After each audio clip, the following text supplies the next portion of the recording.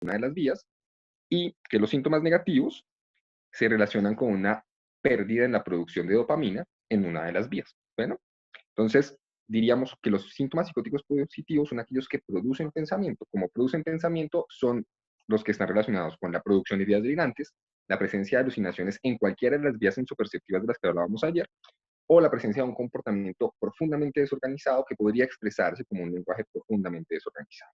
En caso contrario, usted tiene los síntomas negativos, que es el otro espectro de la enfermedad, que usualmente son los síntomas con los que el paciente debuta, pero uno no se da cuenta, y que en general son los marcadores del pronóstico de la enfermedad. Es decir, si usted tiene un paciente que debuta con un predominio importante de síntomas negativos, el pronóstico cognitivo y de funcionalidad de ese paciente va a ser muy malo.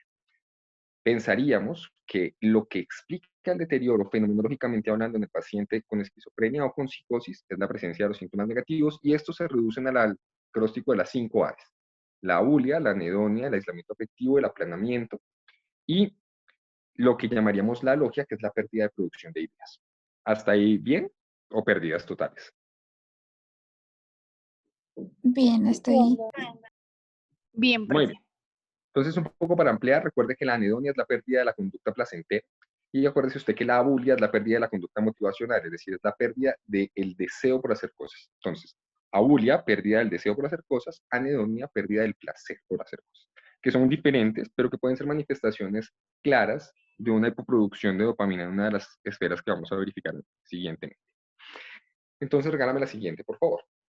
Ese es el espectro clásico de la esquizofrenia, ¿cierto? Y es el espectro clásico de lo que usted le denomina psicosis. Pero lo que es verídico es que la enfermedad no solamente presenta síntomas psicóticos positivos y negativos, sino que usted tiene alrededor de otras 3 esferas sintomáticas, donde usted tiene síntomas cognitivos, síntomas afectivos y síntomas agresivos.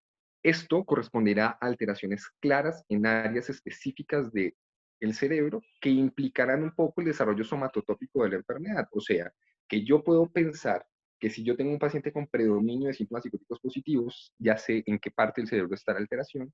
Si tengo predominio de síntomas agresivos, ya sé en qué parte del cerebro está el predominio. Y en ese orden de ideas, el espectro sintomático me va a dar dando un poco la localización de dónde está la noxa primaria de esta esquizofrenia. Pensaríamos entonces que frente al fenómeno psicótico puro, o sea, la esquizofrenia clásica, no existe la esquizofrenia, sino las esquizofrenias. Casi ninguna es igual, salvo cuando ya están en etapas residuales. Pero usted puede tener pacientes que no alucinen, por ejemplo, que solamente tengan predominios de ideas delirantes. Puede tener pacientes que debuten de una vez con síntomas residuales y sean solo síntomas negativos. Y puede tener pacientes que no digan un solo delirio, pero que su conducta esté profundamente desorganizada. Eso a usted entonces le muestra que hay una serie de alteraciones diferentes en áreas diferentes del cerebro. Entonces la diapositiva les muestra un poco cuál sería el área específica de dónde se encuentran las alteraciones.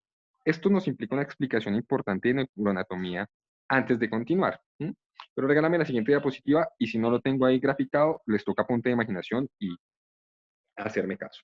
Entonces hablábamos ayer que en determinada manera íbamos a hablar un día sobre el lóbulo frontal, y creo que hoy va a ser el día. Entonces, es importante entender que podríamos marcar como un paso evolutivo fundamental en la especie y en el desarrollo de las neurociencias el hecho de que el cerebro o el sistema nervioso central en general es la pauta para decir que una especie es más evolucionada que otra. Esto, por supuesto, es relativo. Y es relativo en la medida en la que la evolución básicamente es que usted se adapte de acuerdo al entorno y a las necesidades particulares que usted tiene como especie. Por tanto, si yo me comparo con, no sé, con una YAY, pues la dieta de la YAY está basada claramente en insectos, y eso hace que la YAY tenga un dedo índice muchísimo más largo que le permite percutir la corteza de los árboles, y eso hace que él pueda encontrar, por la diferencia de sonido, porque además tiene unas orejas enormes, pues dónde está la corteza llena de insectos y cuál no. En ese término, dijéramos, para la dieta insectívora de la YAY es mucho más evolucionado que yo, pero en términos generales sí podríamos decir que la evolución está marcada por el desarrollo del sistema nervioso central. Y querría decir también que entre mayor desarrollo encefálico usted tenga, es decir, entre mejor esté utilizando su diencéfalo, que es la parte más evolucionada que tenemos del cerebro, pues más evolucionado es. En ese orden de ideas, pareciera ser que en el contexto de los vertebrados, quien tenga mayor uso y, digamos, una mejor recursividad de su lóbulo frontal es más evolucionado. El lóbulo frontal ha evolucionado de tal forma que todo el circuito del comportamiento está hecho a partir del frontal. Tanto es así que el lóbulo frontal es la zona cerebral que más se conecta con el resto de las zonas. Es decir, que casi todas las redes cerebrales, que si algún día hacemos alguna revisión sobre neuroradiología, nos mostraría una profunda conexión entre el lóbulo frontal y el resto de las estructuras, tanto corticales como subcorticales. Y como no tengo una diapositiva que los pueda explicar, les toca punta de imaginación. Entonces haga usted de cuenta que toda aquella cosa que está por frente del surco precentral es lóbulo frontal. Y el lóbulo frontal a su vez se subdivide en dos áreas, digamos, deontológicamente desarrolladas. La parte más posterior es la corteza motora, y esa corteza motora a su vez se subdivide en tres.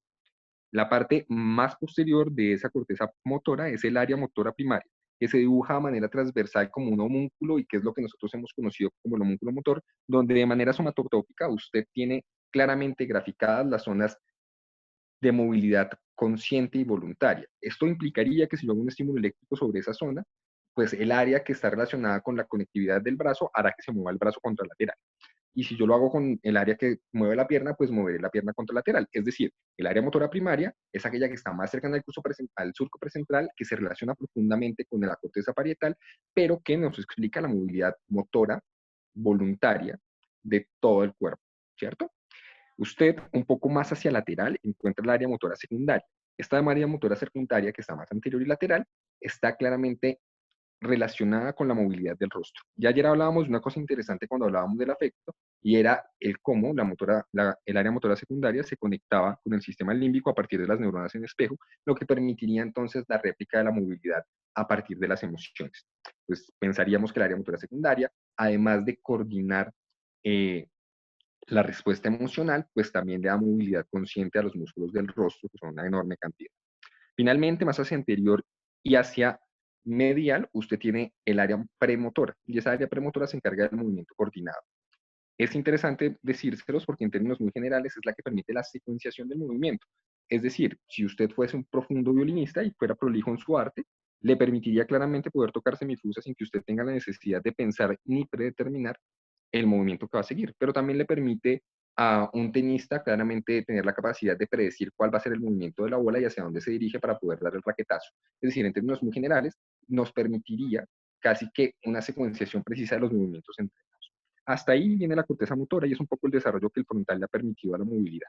Pero más hacia anterior, usted tiene la corteza prefrontal y en esta área está definido casi que todo el circuito de comportamiento. Entonces, ojo a esto porque esto les va a permitir entender cómo funcionan un poco las alteraciones de la mayoría de las patologías psiquiátricas. Entonces, hacia lo más anterior, es decir, ahorita empecé de posterior a anterior, ahora voy a empezar de anterior a posterior, el área más anterior de la corteza prefrontal es la corteza orbitofrontal de la que hablamos ayer. Una corteza caracterizada por tener un predominio importante de células GABAérgicas, ¿cierto? Y estas células GABAérgicas, pues básicamente contienen el GABA como neurotransmisor que implica la mayor actividad inhibitoria del impulso neurológico. Por tanto, como habíamos hablado también ayer, la corteza orbitofrontal está diseñada para inhibir el impulso agresivo e inhibir el impulso sexual. Y cada cosa que se conecta con la corteza orbitofrontal se inhibe, o al menos disminuye la velocidad de descarga del impulso. Ahora bien, hacia dorsal y lateral, usted encuentra la corteza prefrontal dorsolateral.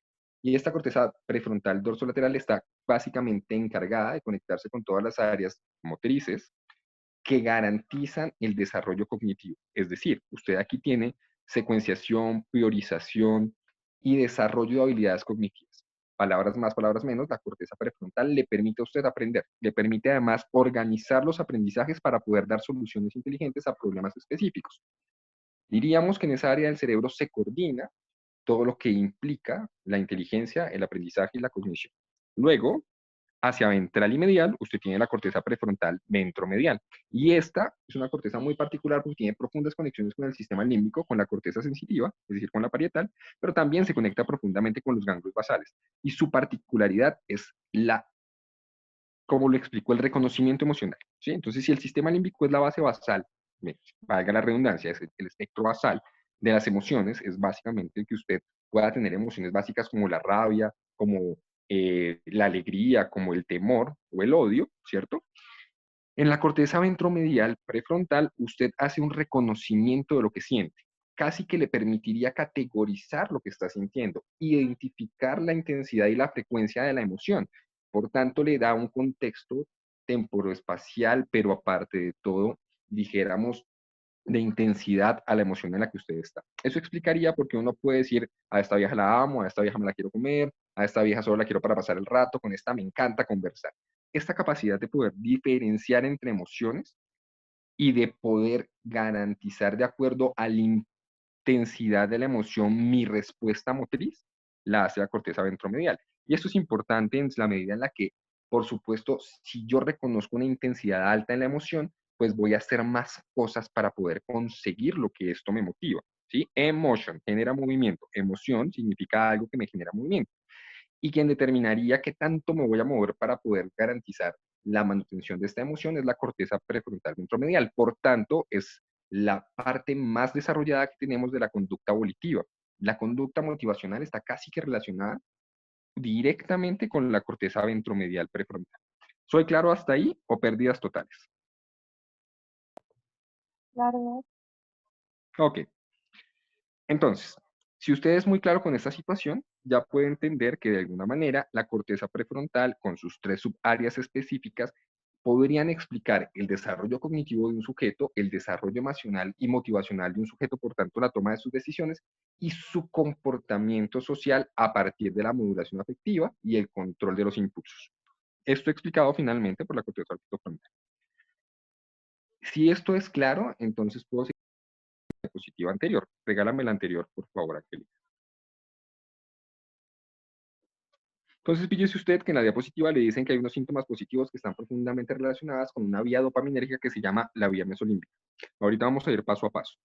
Pero diría que la explicación de los síntomas positivos, es decir, la explicación de la presencia de alucinaciones, delirios y comportamiento desorganizado, está dado por una alteración en la vía mesolímbica dopaminérgica.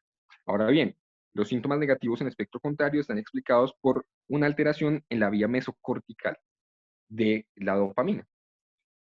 Y usted podría decir que los síntomas agresivos están alterados por un desbalance entre la corteza orbitofrontal y la amígdala, un poco lo que hablábamos ayer en agitación psicomotora, y podría decir que los síntomas afectivos por una alteración en la corteza ventromedial, que hemos hablado ya claramente, que es la que se asocia con la identificación consciente de las emociones y con la toma de decisiones alrededor de esa identificación, y aquellos síntomas cognitivos están altamente relacionados con la corteza prefrontal dorsolateral, que es quien se encarga de la cognición del aprendizaje, la secuenciación y la priorización de los conceptos.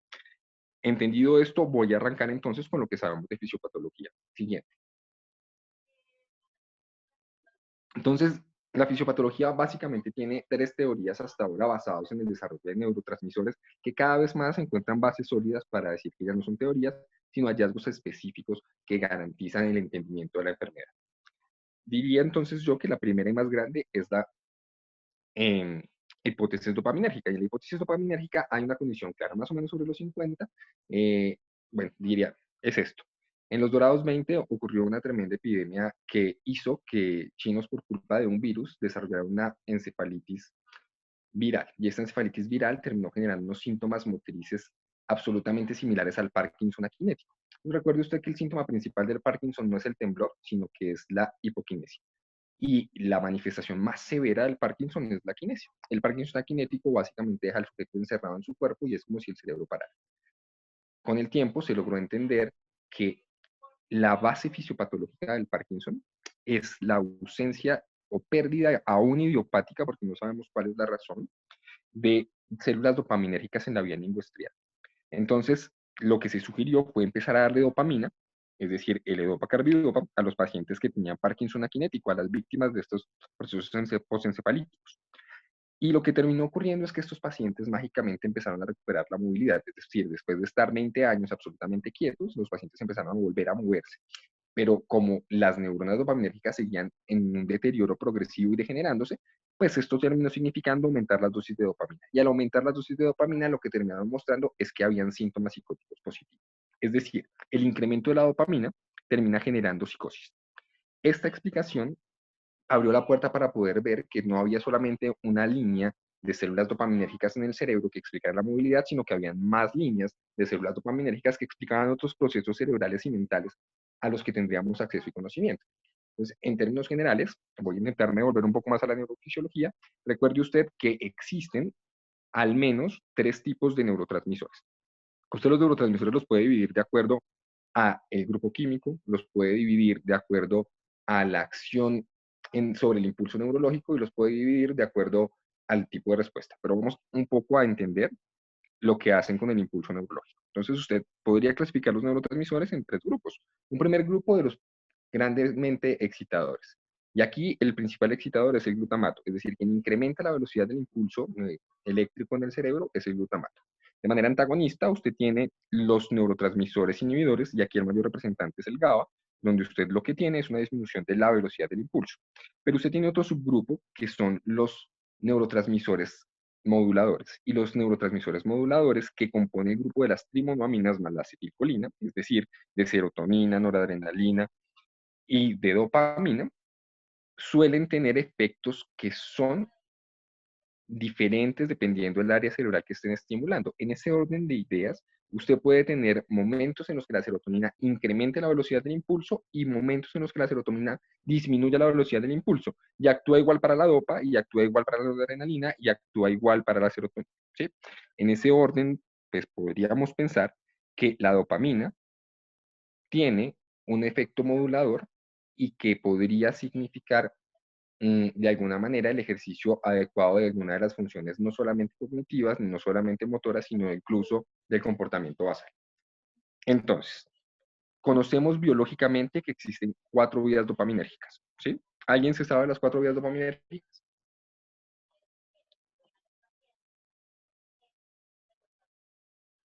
¿Alguno?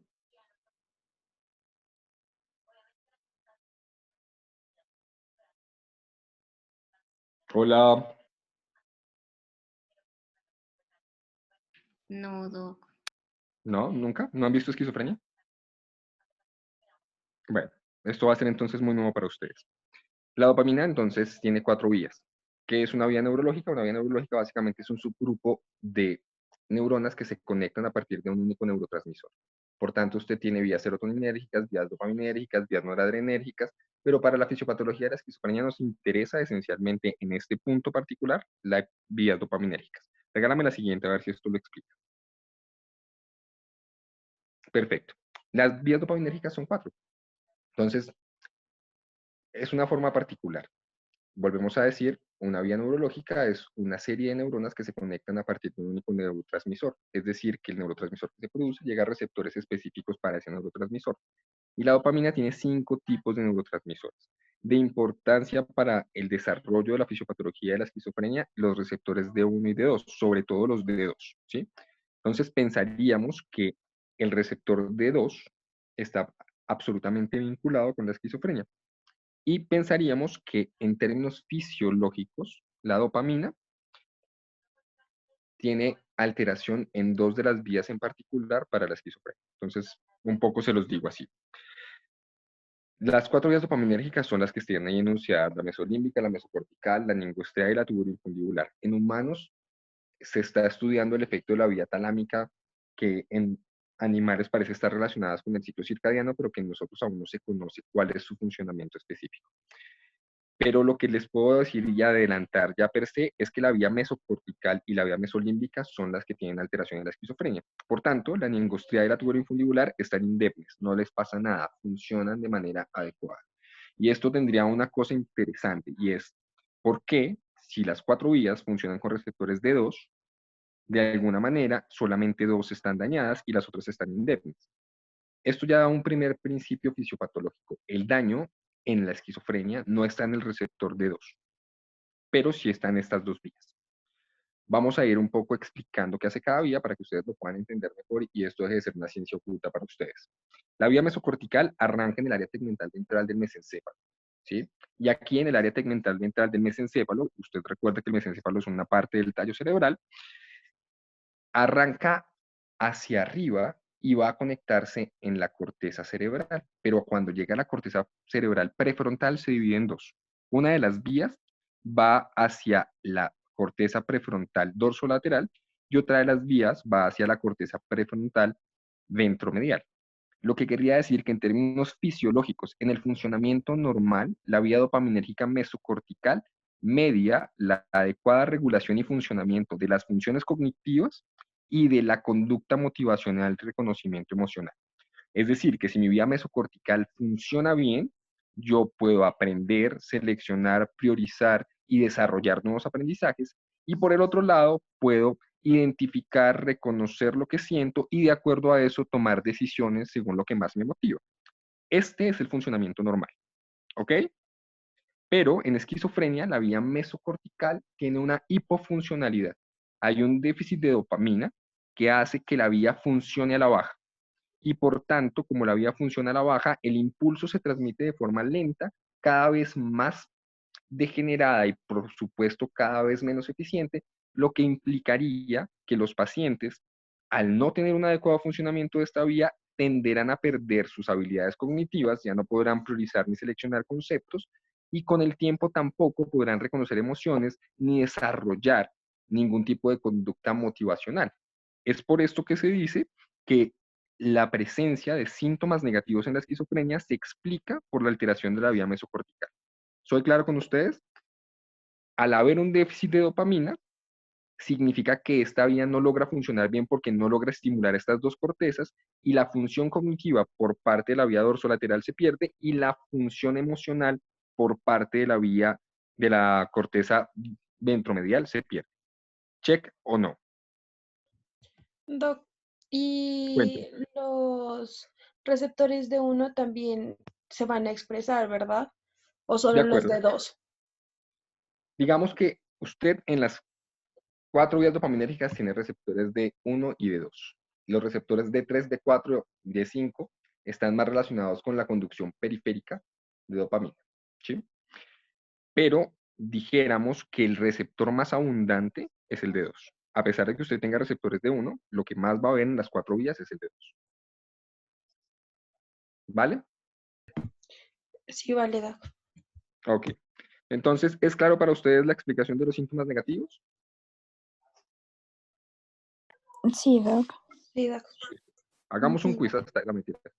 Ok, entonces, por el otro lado, usted tiene en la vía mesolímbica una alteración distinta y voy a arrancar por dónde va la vía. La vía arranca también en el área tegmental ventral del mesencéfalo, pero esta no se va a ir hasta la corteza, sino que va a ir hasta el sistema límbico. ¿Sí? Es re sencillo. Mesolímbica del área tegmental ventral del mesencéfalo hacia el sistema límbico.